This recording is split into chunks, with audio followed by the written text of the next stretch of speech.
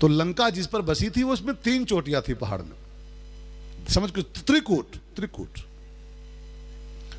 उसमें से 2 पर रावण कब्जा किए हुए था, 2 चोटियों पर, और एक चोटी को अपने लायक नहीं समझा था कि मेरे लायक नहीं, बेकार चीज मेरे लिए है, तो उसको लंका के बाहर छोड़ रखा था, बाउंड्री उसको छोड़ के कर लिया था उसने।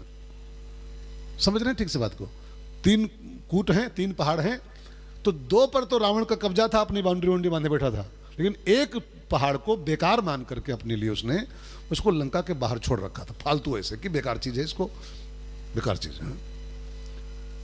ये 3 कूट कौन कौन से हैं? तो संतों ने इस पर रिसर्च किया। सत, रज और तम।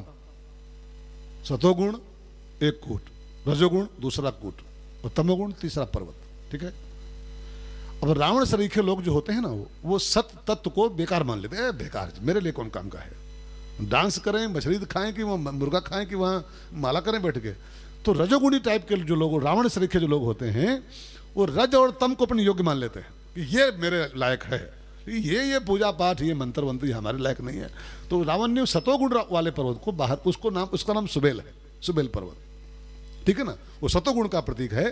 तो रजोगुण और तमोगुण पर रावण का अधिकार था, वो कब्जा किया था उसके ऊपर, उसमें अपना एंजॉय करता था, खाओ पियो मौज करो। ठीक है ना, सतरज का यही सब लक्षण है, तम और रोज का, खाओ पियो मौज करो। लेकिन सतोगुण उसके हुई है भजन तामस देहा, उसको ये कहाँ सुहाएगा, हुई है भजन ना, मुझसे माला वाला नहीं हो पाएगा, मुझसे पूजा पाठ नहीं हो पाएगा। तो उसने सतोगुण के पर्वत को, मैंने सुबेल पर्वत को बेकार मान के अपने लिए बाउंड्री के बाहर छोड़ रखा था, ऐसे तुम पड़े रहो यार, तुम मेरे काम के नहीं हो। आप कथा पर ध्यान देते रहो। उसी सुबेल पर जो लंका के बाहर बेकार जैसा पड़ा था वो रावण के लिए, उसी पर यहां सुबेल सैल रघुवीरा, राम जी को लगा कि ये सुबेल पर्वत मेरे काम का है, मैं इसी पर टिकता हूं।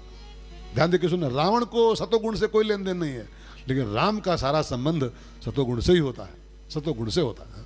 तो राम जी सतोगुण पर, मैंने सुबेल पर्वत पर डेरा किए अपना, और उतरे सहन सहित अति भीरा, खूब भीड़ तो साथ में है ही है।